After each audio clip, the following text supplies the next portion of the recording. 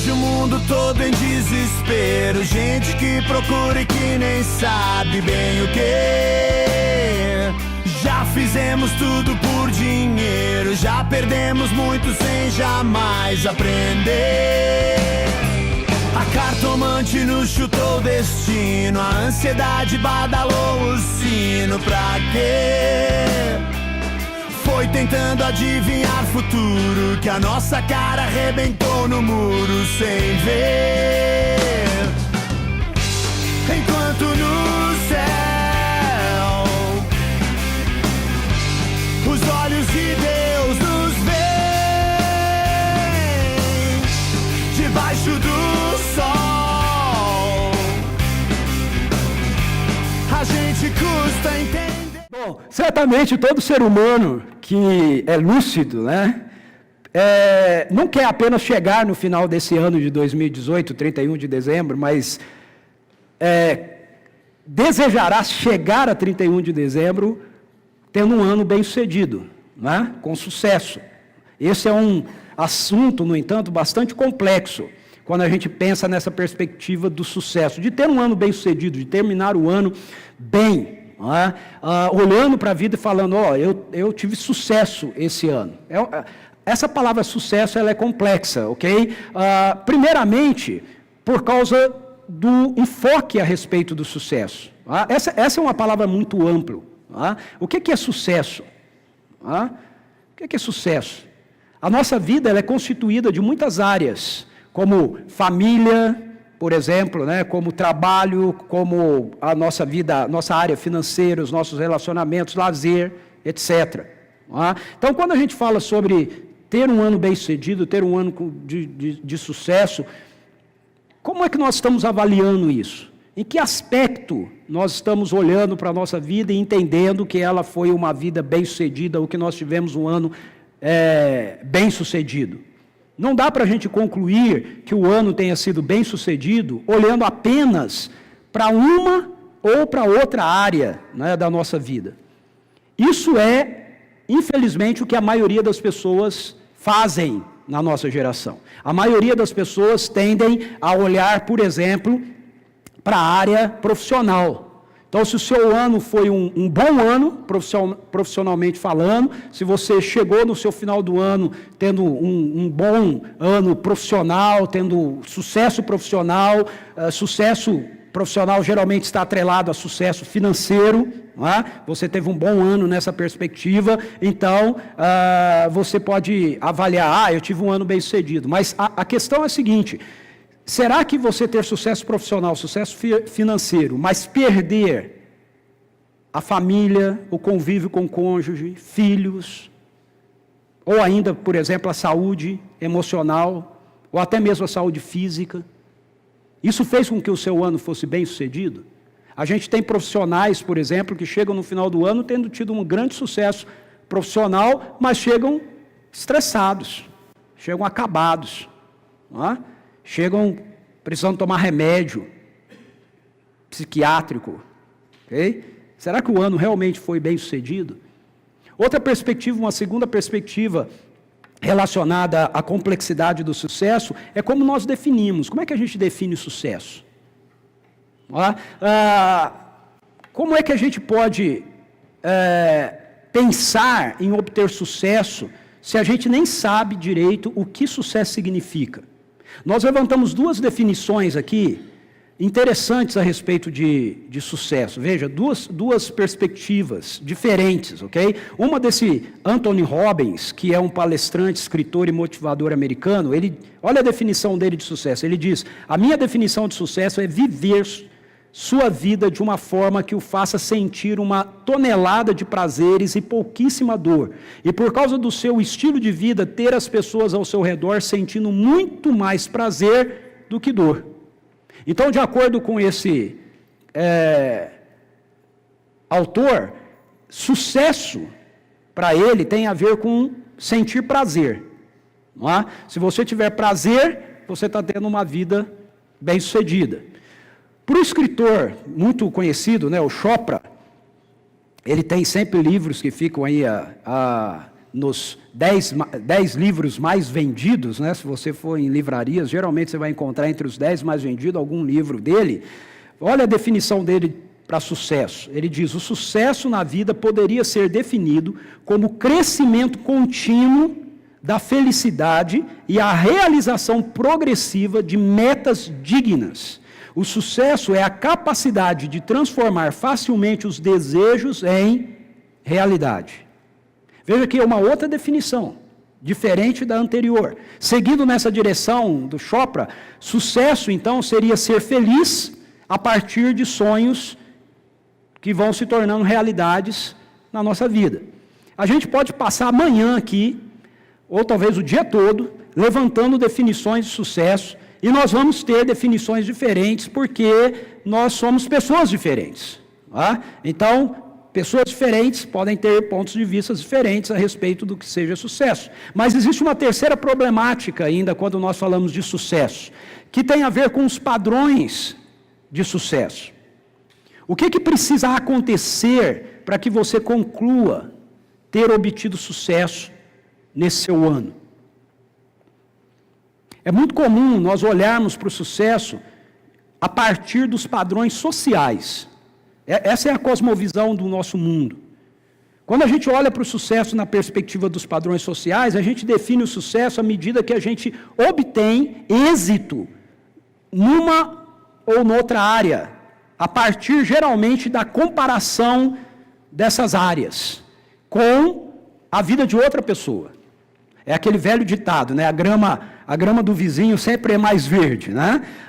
Então, por exemplo, às vezes você vai medir o seu sucesso assim: eu terei sucesso na família se a minha família for igual à família de fulano. Ou eu serei bem-sucedido profissionalmente se eu for igual àquela pessoa, igual àquele profissional. O meu ano será bem-sucedido se eu conseguir viajar para o lugar que aquela família viajou. E assim por diante, ou seja, a gente está sempre medindo alguma área da nossa vida em relação à vida de outras pessoas, em relação àquilo que acontece na vida de outras pessoas. E esse é um grande problema. É um problema a gente viver assim.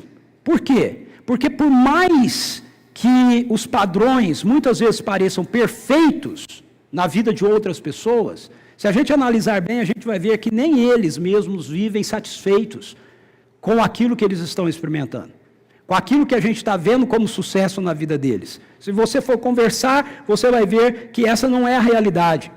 Por exemplo, veja o que a Madonna é um grande ícone, né, da música pop, ela é uma grande celebridade. Veja o que ela diz acerca de sucesso, do sucesso dela, ok?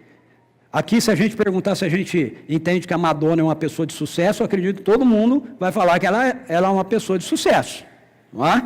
Então, olha o que ela fala sobre o sucesso dela. Agora tenho a confirmação de que sou alguém, mas no dia seguinte percebo que se não continuar avançando, não sou ninguém. Meu ego nunca fica satisfeito. Minha autoestima, meu amor próprio, minha necessidade de saber que sou alguém, nada disso é preenchido. Quando as pessoas falam bem de mim e as revistas e os jornais me elogiam, acho que cheguei lá. Mas no dia seguinte, tenho de procurar essa aprovação de novo em outras coisas. Por quê? Porque meu ego é insaciável, é um buraco negro. Por mais que eu abasteça a despensa, ela sempre está vazia. Todas as manhãs eu tenho a sensação de que ontem eu fui alguém, mas ainda preciso ser alguém hoje. Você pode olhar para uma pessoa como a Madonna e dizer: eu quero ser como ela é bem-sucedida. Mas ela está dizendo: eu não me sinto bem-sucedida. Eu não tenho sucesso. Veja, com toda essa problemática, é possível para a gente, então, ter um ano bem-sucedido? Será que sucesso é uma realidade? Será que sucesso existe? Será que é possível nós concluirmos no fim do ano que o nosso ano foi um ano de sucesso? Será que boas vibrações, pensamentos bons, pensamentos positivos, ou coisas do tipo, têm esse poder de resolver uma situação tão complexa como essa do sucesso? Nós entendemos que as Escrituras, a Bíblia, ela apresenta para a gente a única possibilidade de nós realmente obtermos sucesso verdadeiro e de forma integral na nossa vida. E nós queremos continuar seguindo a nossa série aqui pelos livros de sabedoria, e indo pelos livros de sabedoria, nós nos deparamos com o Salmo 127. Esse salmo é um salmo que faz parte de uma coleção de salmos que são conhecidos como cânticos de romagem, ou cânticos de degraus, ou cânticos de peregrinação. E a ideia desses cânticos é que eles eram cantados enquanto o povo de Israel, as várias tribos de Israel, se dirigiam em 3 grandes festas ao longo do ano para a capital, que era Jerusalém, para passar uma semana ali celebrando a Deus por causa dos feitos de Deus na história de Israel. Então, enquanto o povo ia caminhando, eles iam cantando esses salmos, eles iam cantando essas canções, que eram canções que faziam afirmações de fé e, ao mesmo tempo, descreviam as realidades da história de Deus com eles. E nesses cânticos, nós encontramos, então, ora lamentação, ora adoração, ora confissão, e, como não poderia deixar de ser, no meio de tudo isso, muita sabedoria. Não é? Então, eu quero que você abra a sua Bíblia aí comigo nesse salmo, se você ainda não abriu ou não ligou, no Salmo 127, para a gente dar uma olhada em como a palavra de Deus, através desse salmo, traz para a gente a direção em relação a obtermos de fato sucesso. Nós vamos usar aqui uma tradução que é um pouquinho diferente daquela que a maioria da nossa comunidade tem. Geralmente a gente usa a tradução NVI aqui, hoje nós vamos usar a tradução da Almeida, Revista e Atualizada, ok? O que esse salmo aí, esse cântico, tem a nos dizer sobre sucesso? Veja, se você olhar para o Salmo, se você ler o Salmo com atenção, você vai ver que nós encontramos nele uma estrutura que é construída em cima de decisão e de resultados. Qual é a decisão? A decisão é apresentada na primeira parte do Salmo. E ela nos é mostrada numa dinâmica de contraste, ok? Um contraste entre resultados de sucesso ou não, dependendo de quem é o agente ativo na dinâmica da nossa vida. Então o texto diz aí, se o Senhor não edificar a casa, em vão trabalham os que edificam. Se o Senhor não guardar a cidade, em vão vigia a sentinela. Inútil vos será levantar de madrugada, repousar tarde, comer o pão que penosamente granjeaste. O que é interessante aí, à medida que você vai lendo o Salmo apresentado aí nas Escrituras, não é o resultado, mas é o agente do resultado. Quem é que produz o resultado? Ok? Porque o resultado você vai obter de uma forma ou de outra. Ok? Em outras palavras, você vai ter uma medida de sucesso de uma forma ou de outra. A questão é, que tipo de sucesso é esse? Okay? Qual é a dimensão desse sucesso? E isso é definido não pelo resultado, mas pelo agente. Quem é que está produzindo o sucesso? Então, isso nos leva a uma conclusão um tanto quanto séria. Nós podemos chegar ao final do ano achando que nós construímos coisas, ou seja, que nós obtivemos sucesso. Talvez a gente até tenha construído, talvez você até tenha conquistado, chegue no final do ano conquistando algumas coisas. Mas será que isso realmente foi sucesso? Nós podemos entender que nós estamos seguros, alimentados, ou seja, entender que tudo que a gente fez ao longo do ano trouxe para a gente um sucesso. Quando, na verdade, por mais duro que seja a gente ouvir isso, aquilo que a gente conquistou foi inútil. Inútil. Por quê? Porque, na verdade, é o contrário do que as Escrituras nos apresentam como sucesso. Em outras palavras, você pode chegar no final do seu ano porque você foi o agente, conquistando muitas coisas e achando que você é muito bem sucedido. Mas na ótica de Deus, você é um fracassado. Uma fracassada. Eu sou um fracassado. Uma fracassada. Por quê? Porque aquilo que foi conquistado não é uma realidade que está sendo operada pelo próprio Deus. A sabedoria bíblica nos mostra que nossa vida pode e deve ser um sucesso. A Bíblia não é contra nós termos uma vida bem-sucedida. Ao contrário, é impossível você ler a Bíblia e você não chegar à conclusão que Deus quer que você tenha uma vida bem-sucedida. Ele vive falando isso o tempo todo. A questão é que essa vida vai ser uma vida bem-sucedida se a decisão, ou seja, a ação,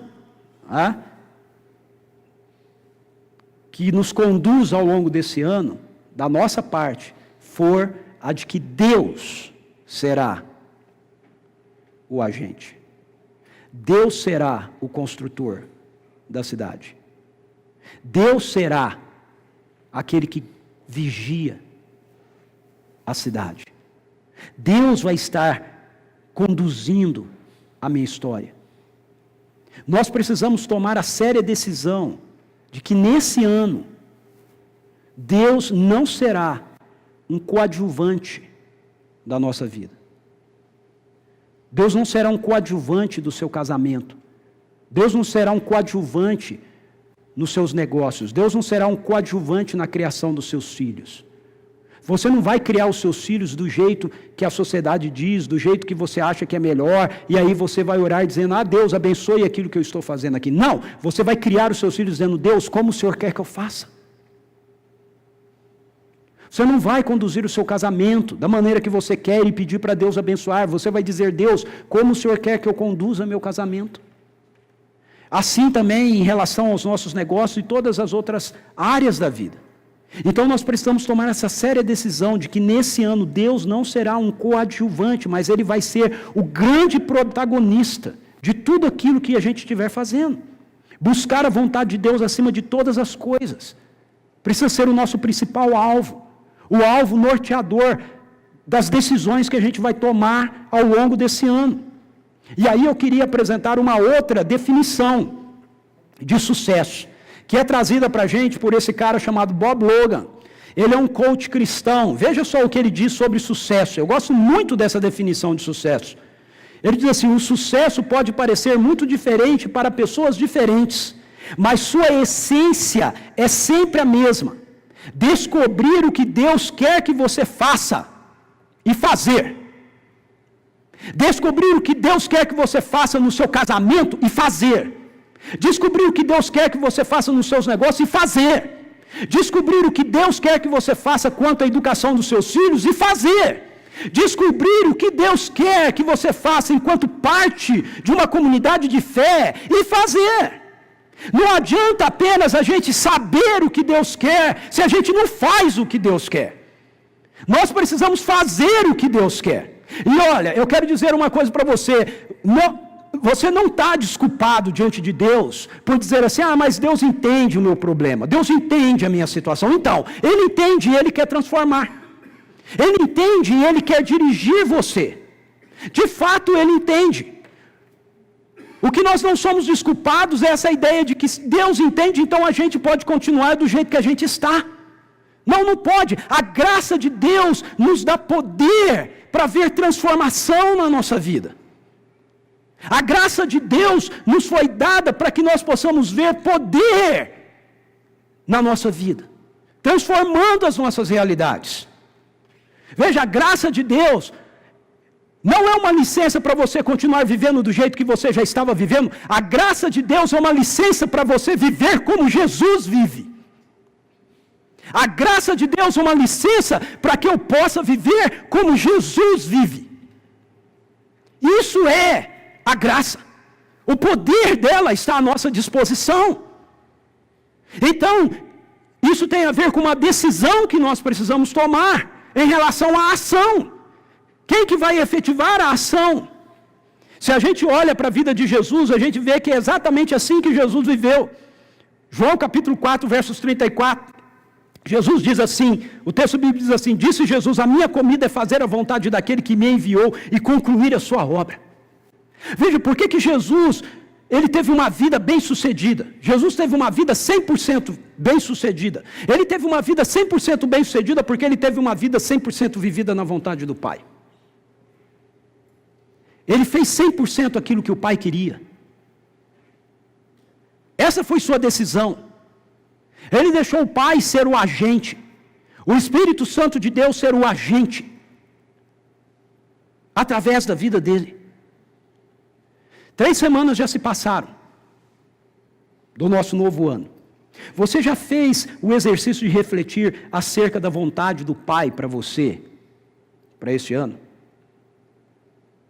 Veja, meu querido, minha querida, eu quero falar isso com muito carinho para você, mas eu também quero falar com muita assertividade. Está na hora de você parar de ficar botando a culpa da sua vida nos outros. Dos seus fracassos, dos seus problemas, nos outros. Está na hora de você começar a olhar e dizer, Deus, eu sou o problema nisso. Ok? Eu vou dizer de novo para você. Você é o problema. Não sou eu o seu problema. Não é o seu cônjuge o seu problema. Não são os seus filhos o seu problema. Não são os seus pais os seus problemas. Você é o problema. Você é o problema. Eu sou o problema. E a boa notícia aqui é que a graça de Deus nos dá poder para experimentarmos a transformação disso. Ela pode me transformar. Ela pode te transformar. Mas para isso acontecer, você precisa parar de ficar colocando a culpa nos outros. A sua decisão tem que ser, Deus, o Senhor vai edificar. Aí eu tenho outro texto para poder citar aqui. Tiago capítulo 4, verso 10 diz assim, humilhe-se diante do Senhor e Ele os exaltará. Esse pequeno texto, ele se encontra dentro de uma parte do livro de Tiago, de uma perícope, de um parágrafo, na qual o contexto se refere justamente à dinâmica de vida no que diz respeito a projetos, a planejamentos, a tomadas de decisões.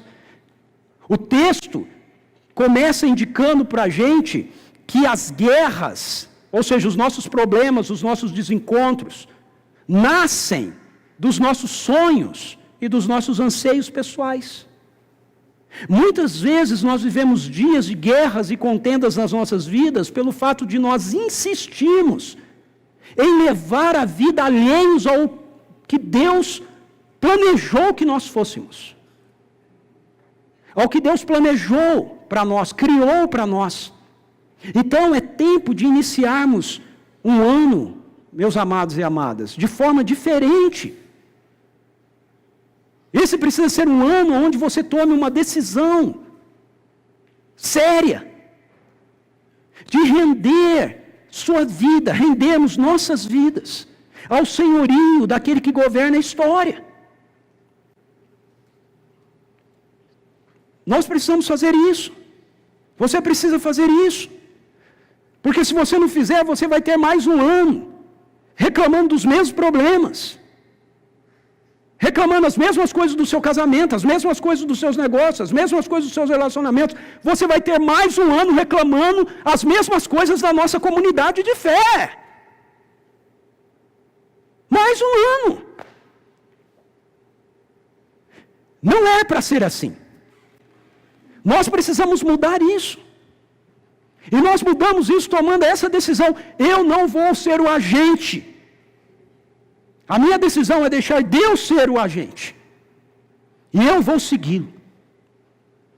Essa é a ação que você precisa tomar. Essa é a ação que eu preciso tomar. A partir dessa ação, o Salmo nos apresenta 2 resultados de sucesso. Ou seja, se você tomar essa ação, se nós tomarmos essa ação, se a gente disser, Deus vai ser aquele que vai edificar esse ano. Então, o primeiro resultado de sucesso que aparece aí é o descanso. Veja, o salmista diz assim, inútil vos será levantar de madrugada, repousar tarde, comer o pão que penosamente granjeaste, aos seus amados ele o dá enquanto dorme.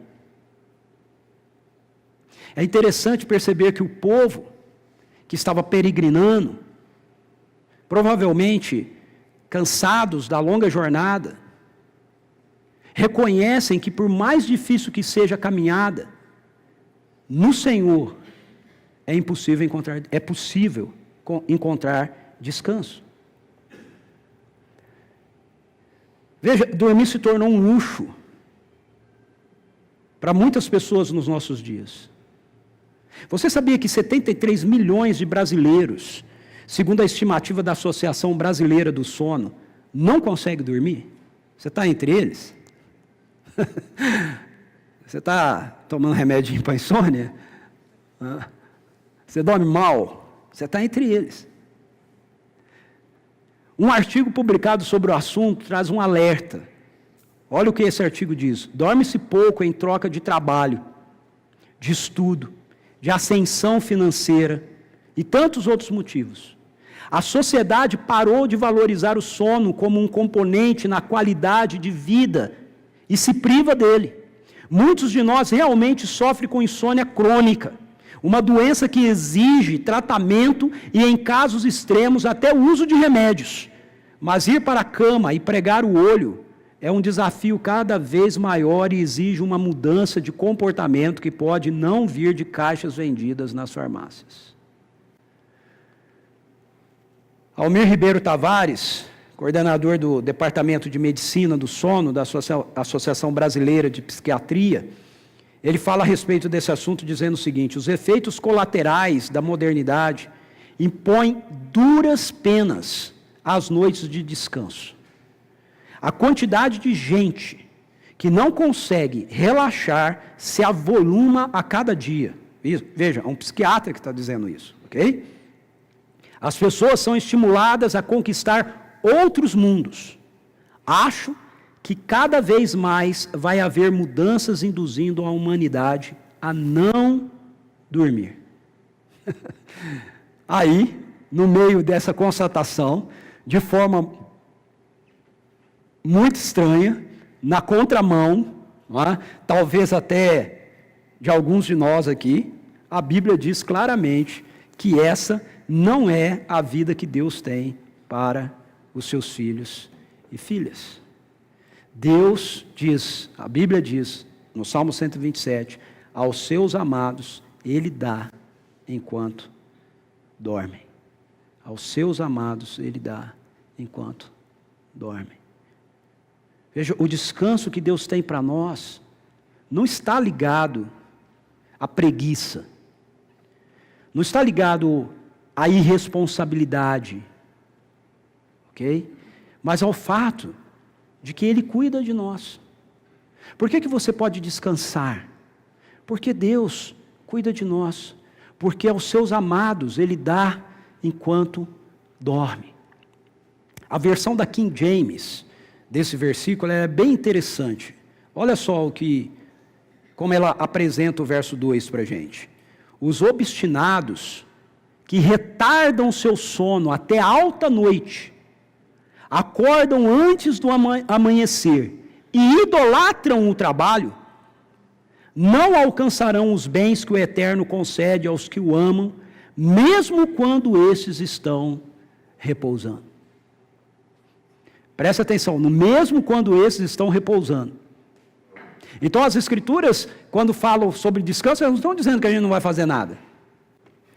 Elas estão dizendo que nós não vamos ser obstinados. Obstinados pelo trabalho, obstinados em achar que a coisa está na nossa mão. Nós vamos ter a confiança num bom Pai, num Deus que nos ama e cuida de nós, e por isso nós podemos ter o nosso tempo de trabalho, mas nós também podemos ter o nosso tempo de descanso. Eugene Peterson, ele diz o seguinte a respeito disso: o nosso trabalho está no perímetro, enquanto o trabalho de Deus está no centro. Enquanto ele estiver no centro, o nosso universo funcionará bem. Mas no momento em que nos colocamos no centro, a órbita de tudo ao nosso redor começa a entrar em colisão. Então a questão não é não fazermos nada. A questão é fazermos aquilo que a gente tem que fazer e deixar Deus fazer o que Ele tem que fazer. Então, que tal fazer diferente neste ano? Que tal, ao invés de aceitar a preocupação, ao invés de aceitar a ansiedade, a falta de descanso, você fazer a opção de buscar a face do Pai? Fazermos a opção de nos humilharmos diante dEle, de reconhecer que Ele é o controlador. Ele nos promete descanso. Isso é sucesso. Descanso. Como nós tivemos aqui na abertura feita pela Carmen, mesmo em meio às tempestades, Ele tem descanso para nos dar. Porque Jesus faz todo o trabalho que precisa ser feito, e a sua presença conosco nos dá descanso. Olha só esse texto de Marcos 4, 37 a 40. Diz assim, é outro texto, diferente daquele que a Carmen leu, ok? Sobre tempestade, mas também sobre tempestade. Veja, levantou-se um forte vendaval e as ondas se lançavam sobre o barco, de forma que este foi se enchendo de água. Jesus estava na popa, dormindo, com a cabeça sobre um travesseiro. Os discípulos o acordaram e clamaram: Mestre, não te importas que morramos? Ele se levantou, repreendeu o vento, disse ao mar: Aquiete-se, acalme-se. O vento se aquietou e fez-se completa bonança. Então perguntou aos seus discípulos: Por que vocês estão com tanto medo? Ainda não têm fé? Eu acho esse texto muito show. Eu fico pensando, tentando imaginar a cara de Jesus, quando ele foi acordado, com ele dizendo assim: Mestre, não importa que morramos, né? Acho que Jesus acordou dizendo: quê? Como é que é?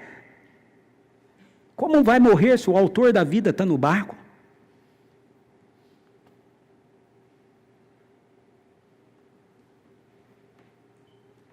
Como? O que pode nos atingir? Mas nós temos essa ansiedade dos discípulos. Mas nem sempre nós temos a ação dos discípulos. Porque a ansiedade dos discípulos fizeram com que eles fossem a Jesus e o despertassem, o acordassem. Mas muitas vezes a nossa ansiedade faz com que a gente assuma o controle do barco.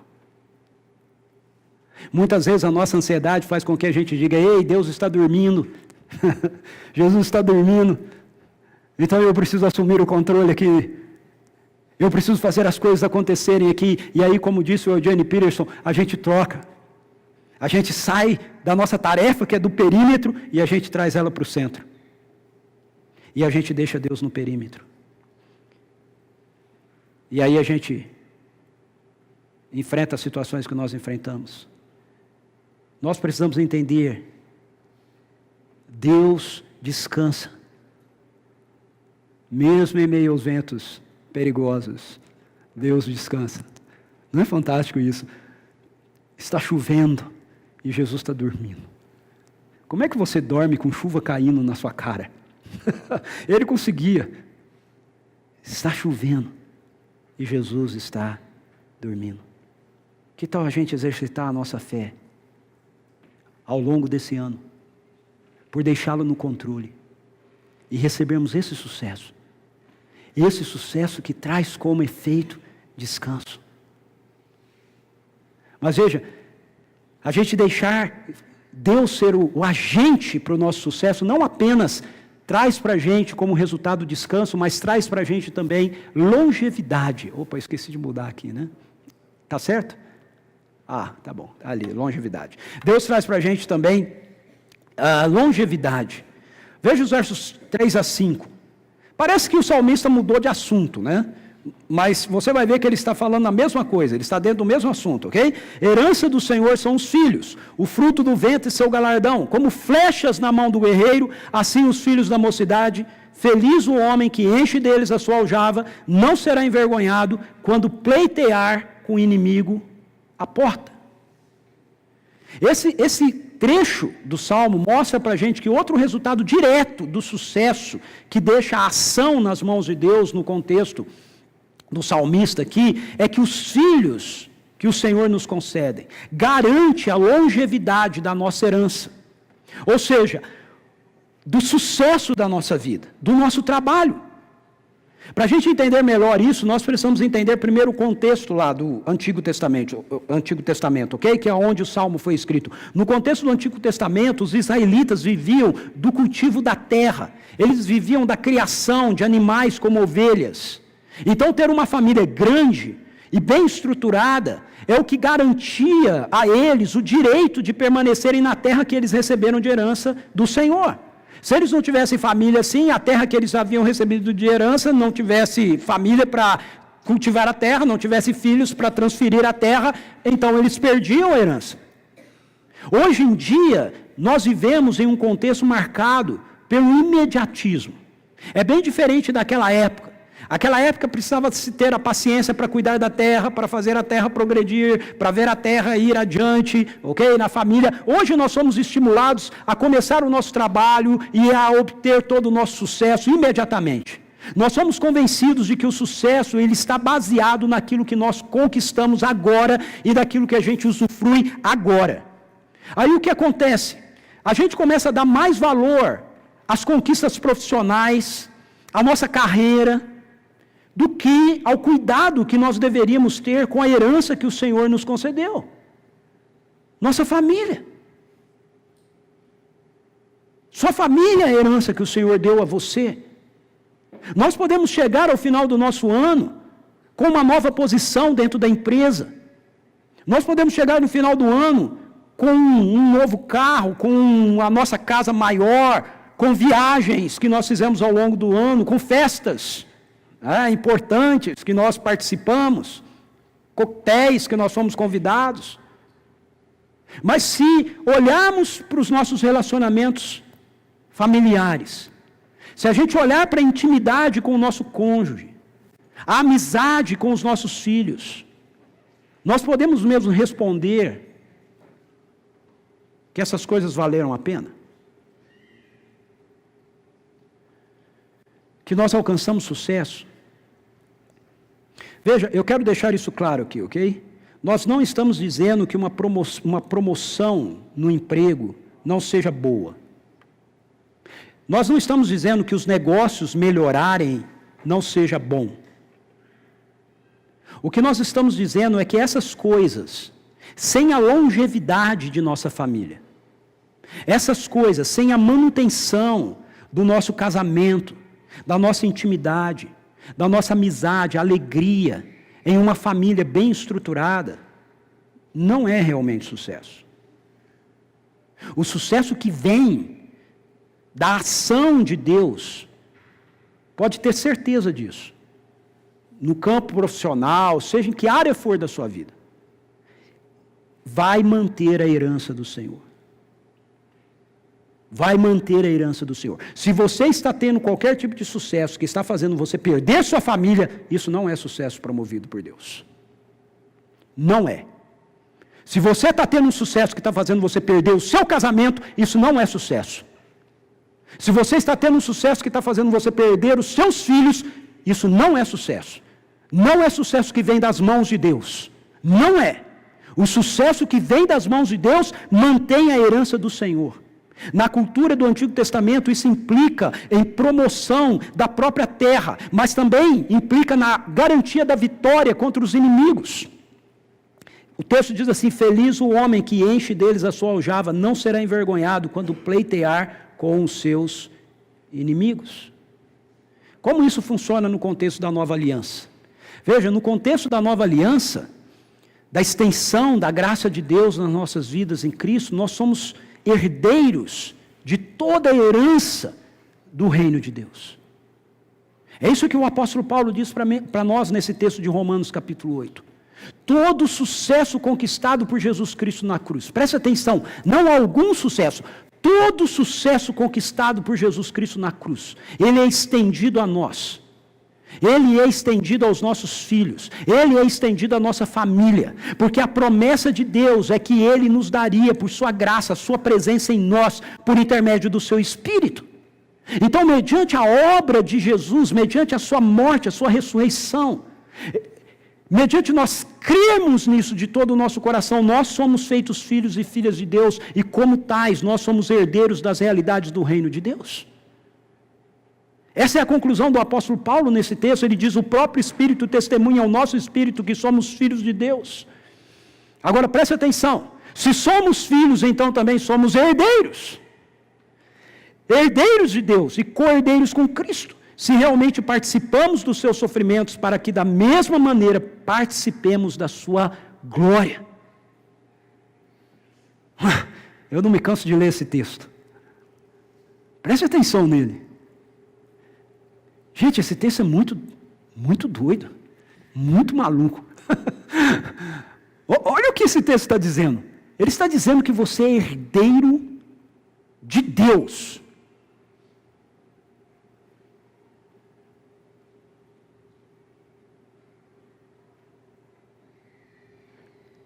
Herdeiro de Deus.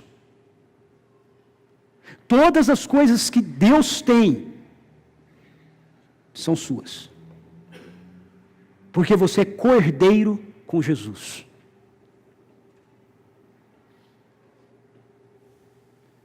Todo o poder, toda a alegria, toda a paz, toda a mansidão, todas as realidades do reino de Deus são uma realidade, uma herança que eu e você, se cremos em Cristo Jesus, possuímos, temos.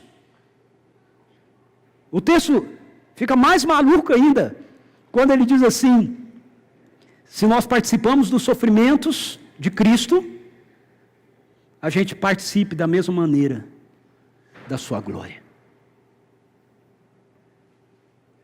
Se realmente participamos dos seus sofrimentos, para que da mesma maneira participemos da sua glória. Ele não diz para que da mesma maneira participaremos da sua glória.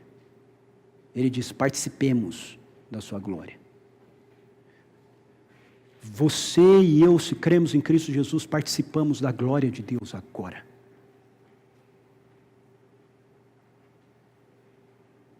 Jesus manifestou a glória do Pai quando ele estava encarnado aqui. E Paulo está dizendo que se eu e você somos filhos, somos herdeiros, e se somos herdeiros, participamos do sofrimento de Cristo, para que a gente também participe agora da sua glória. Nós temos o grande privilégio de viver uma vida de intimidade com Deus, por intermédio do que Jesus Cristo conquistou para nós. Nós temos o grande privilégio de dar essa herança aos nossos filhos, e aos filhos dos nossos filhos, e aos filhos dos nossos filhos. Isso é sucesso. Isso é sucesso. Qualquer sucesso que não seja marcado por uma longevidade não é um sucesso verdadeiro. Qualquer sucesso que não transcenda a nossa própria geração não é sucesso. Um exemplo que as Escrituras nos dão desse tipo de sucesso que não acompanha a próxima geração, e por isso mesmo não é um sucesso de verdade, é aquele na introdução do livro de Juízes. Veja, enquanto a geração que entrou na terra prometida, sob a liderança de Josué e dos anciãos da sua geração, que conheceram os feitos do Senhor, que se mantiveram fiel ao Senhor, tiveram sucesso no estilo de vida deles assim, essas mesmas pessoas falharam em transferir a herança para a próxima geração. E aí o que acontece?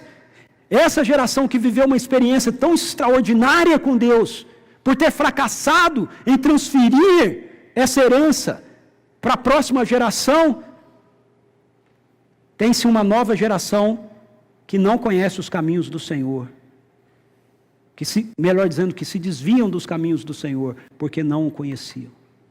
É triste a gente ler esse texto de Juízes 2:10.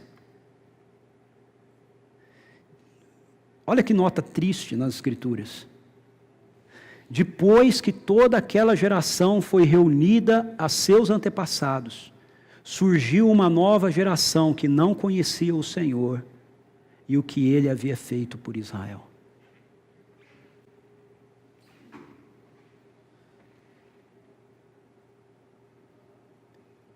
Triste demais.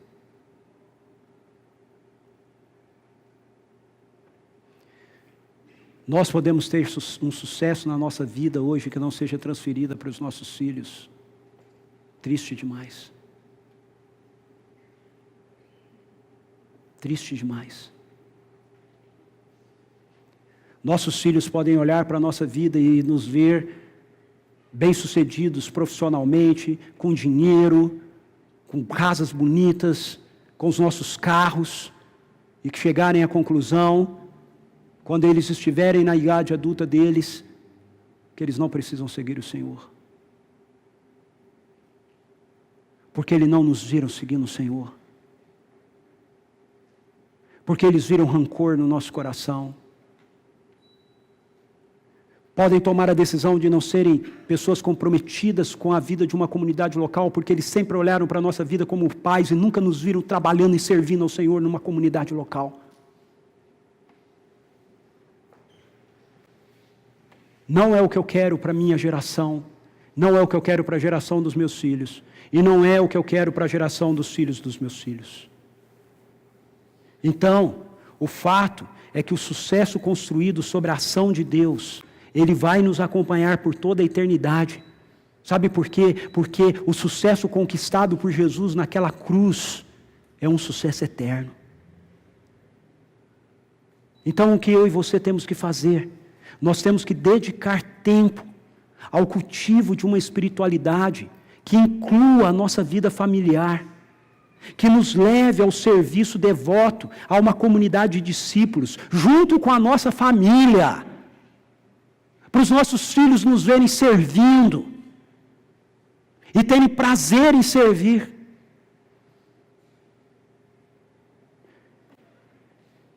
Uma expectativa que eu sempre carreguei no meu coração, eu e Suzy, sempre carregamos no nosso coração. Quando os nossos filhos eram pequenos, isso em Rio Claro, na igreja que nós plantamos lá em Rio Claro, sempre conversávamos sentado com os presbíteros, os líderes, olhando para os nossos filhos pequenos. Hoje eles estão todos grandes, e a gente dizia um para o outro: já pensou o dia que nós estivermos sentados aqui, sendo ministrado por eles, servido por eles? Eu tenho a grata alegria de ver isso acontecendo hoje na minha vida, através da vida dos meus filhos. E da geração dos meus filhos. E eu tenho a grande expectativa de ver isso acontecendo através da geração da Pietra. Através da geração do João. Mas essa manhã eu quero convocar você que é pai, você que é mãe, a deixar uma herança para o seu filho. Uma herança de compromisso, de santidade. Eu quero convocar você a servir, a orar, a se dedicar para o seu filho poder olhar para a sua vida e dizer: eu vou fazer porque os meus pais fazem.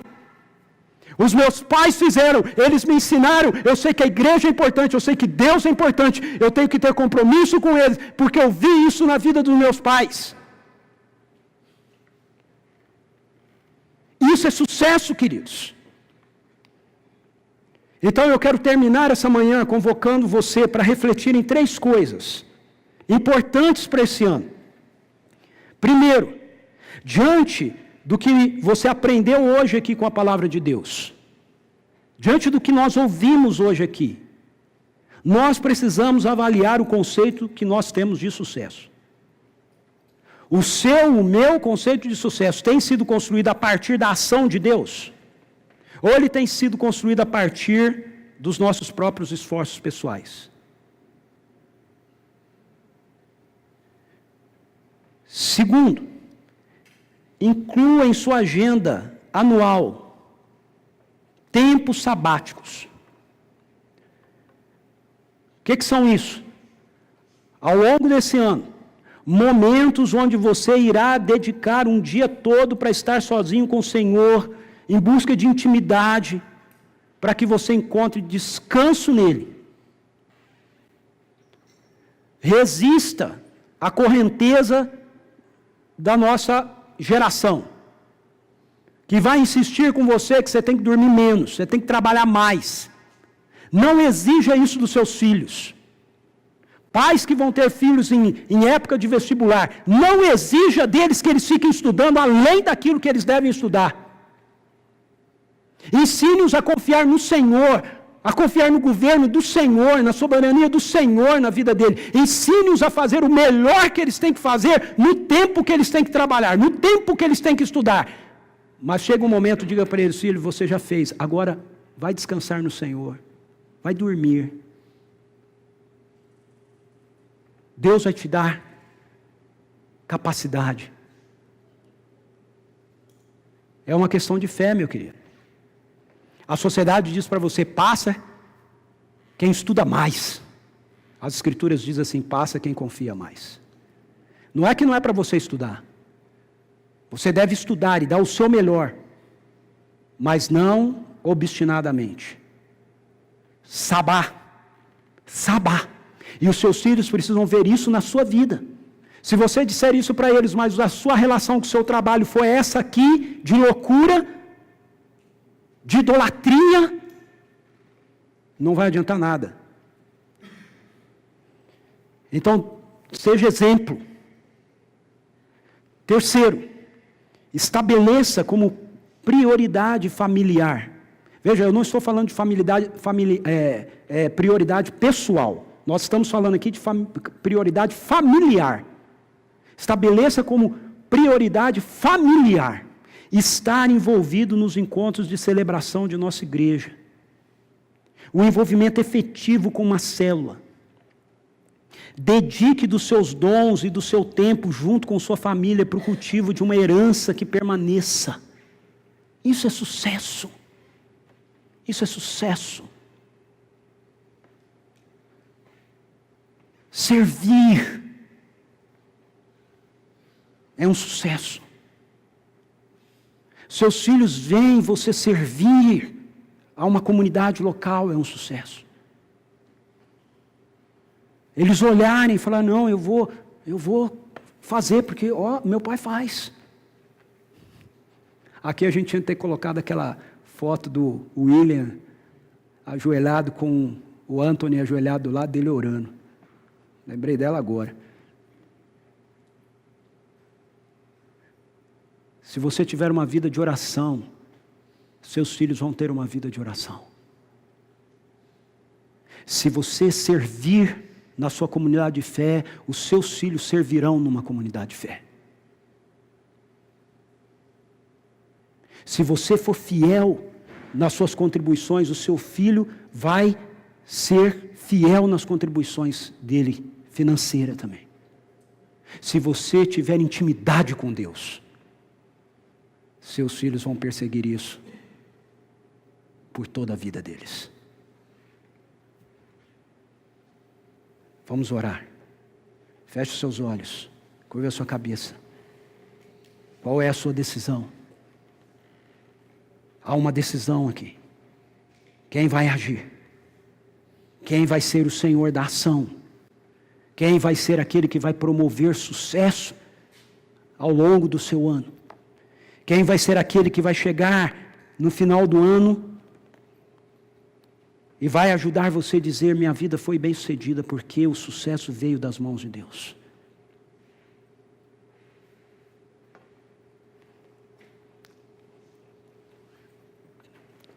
Peça graça ao Senhor. Agora. A graça. O sucesso de Jesus está naquela cruz, é abundante. Isso não tem a ver com o seu esforço. Isso tem a ver com sua dependência. Tem a ver com você confiar no que Jesus fez. Tem a ver com você dizer, junto com o salmista: se o Senhor não edificar a casa, em vão trabalha o que edifica. Se o Senhor não guardar a cidade, em vão vigia a sentinela. Tem a ver com você descer do barco e andar sobre as águas, porque os seus olhos estão fitos em Jesus, autor e consumador da fé. Tem a ver com você saber que Ele sempre vai estar perto, mesmo quando você afundar. Ele vai pegar você pela mão e vai te erguer. Ele não vai olhar para você e dizer: agora se vira. Vem, Santo Espírito. Precisamos de Ti aqui.